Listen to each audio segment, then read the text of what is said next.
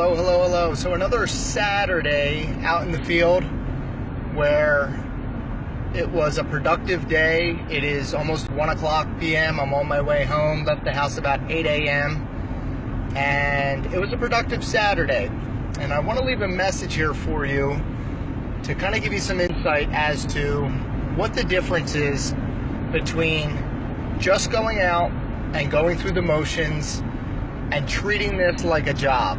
You know, a job, it's funny because most people will spend 40 years of their life 100% committed to a job they don't own, to a manager they don't like, to a company that doesn't take care of them.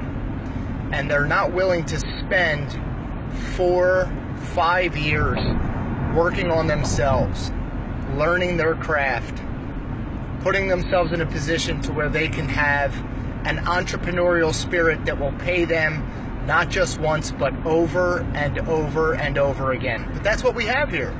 And that's the beauty of what we do.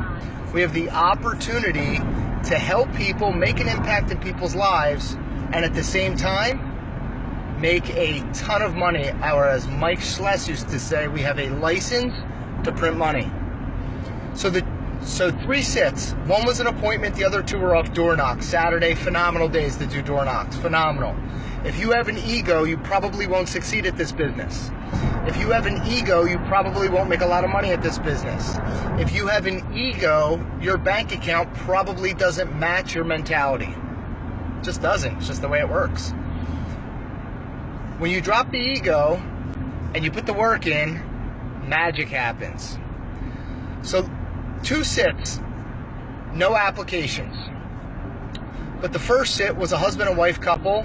He had cancer 2 years ago, and he just had a paramed done last Wednesday, which we're going to get the lab results for. But I spent 45 minutes talking to this husband and wife couple, going through policy reviews, their prudential policies, going through their policies that they've had for many, many years, the term to perm policy that they're about to do. His policy is about to end in 2025. He understands that it's going to be a lot more difficult in his late 60s for him to be insurable, so he wanted to go ahead and switch it from a term to a universal life. Altogether, he has about $235,000 in insurance investments. He also has some other investments. He's a retired fire marshal for 25 years. His wife has been on disability for 20 years, sickly woman, very nice woman. And so I spent time giving them advice, talking to them about options, different things that they could and should be doing the policy reviews, knowing full well I wasn't going to be taking a nap that morning with them. Didn't matter. Does not matter. I still took my time, and guess what happened as a result? As a result, she and he both felt like before they go ahead and convert this term to perm, they want to go ahead and they want to get with me first with the lab results to see what programs and plans would be better than what Prudential's offering them. Just because I did my due diligence, I took my time, and I showed them that I cared. I showed them that they weren't just a commission. I didn't walk in there and was like, commission breath all over you. I just took my time. I did what I'm trained to do. And who knows, maybe I'll get an application out of it. Maybe I won't. I know in my mind, I did the right thing, and they were so happy that I took the time to spend with them, and I didn't try to shove a policy down their throat. Because I easily could have done like an MPP plan or something like that, but I didn't. The second sit was off a door knock. He was 73, she was in her late 70s, and he has plenty of investments. He has a $180,000 whole life policy that he's had for many, many years. He's also had multiple stents, he's got a pacemaker, multiple stents, 2 heart attacks, 73 years old, a bunch of life insurance. His mortgage was just about as much as his life insurance. And yes, I easily, again, could have done maybe like a mortgage protection payment program. I could have done maybe like a Great Western or a Transamerican Great, or just something, you know, that I could have done just to get a policy. But I didn't. I took my time. I spent about 15-20 minutes with those folks. We went through the different investments that he has, obviously his health, what life looks like without him there, what she would do at the house. Just did what we're taught to normally do, which is ask the right questions in the home, evaluate the situation, and then figure out what's the best case for them. And all in all, I decided that I did not want to move forward and do an application with them either. But I felt good enough to know that I spent my time with them to explain to them exactly what their next steps need to be, what they have in place, what life looks like for her. And she even agreed and he agreed that it's just not necessary to move forward with any other kind of insurance right now. She'll be okay. And then the third one was also off a door knock.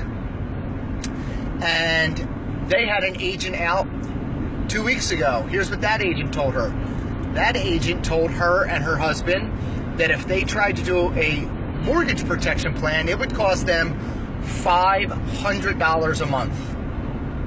This is what she told me on her doorstep. And I said, ma'am, I don't know much about your health situation other than what you've told me right now and what I see here on the piece of paper that you filled out. But I can assure you that there will not be a premium payment of $500 a month. Come in, husband's on disability. It was just a coincidence. Today was one of those days where I had some folks that were a little over age, some medical situations, but these two people I can't help. And so I assessed the situation, and we did a mortgage protection payment program for both of them, but I worked her through her budget, okay? I flat out asked her, what can you afford every single month between you and John? What's your max? She told me it was $200. And I customized a mortgage protection payment program that made sense to the both of them for them to be able to have each other covered. In the event that something was to happen, they will have time in the home. For each of them, it was identical amounts of time, identical amounts of coverage, but they're good. And she felt good about how I handled it. She was thanking me up and down. Now, what's the difference between what I did and what this other woman did who was there previous before me? Is that she was there with commission breath. She was there like, hey, listen, I can't help you. There's nothing for you here. Even though they had told me that she mentioned something similar like I had with the mortgage protection payment program, but that she didn't present it the same way. She said it was just something different in how I explained it to her that was different than how she did. And you know what else happened? They got sticker shock very quickly. When she brought up a $500 payment, it wouldn't have mattered what else she told them that day. All she thought of, this husband and wife couple, was $500. $500. $500. That's all they thought of. And because that's all they could think of, they didn't make a decision. Because they were confused, and confused people do nothing.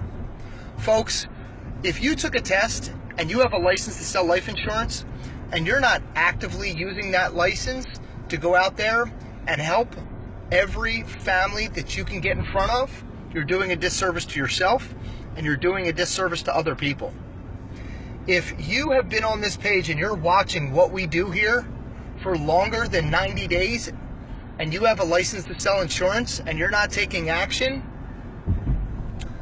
I don't know why, but understand there's an opportunity for you.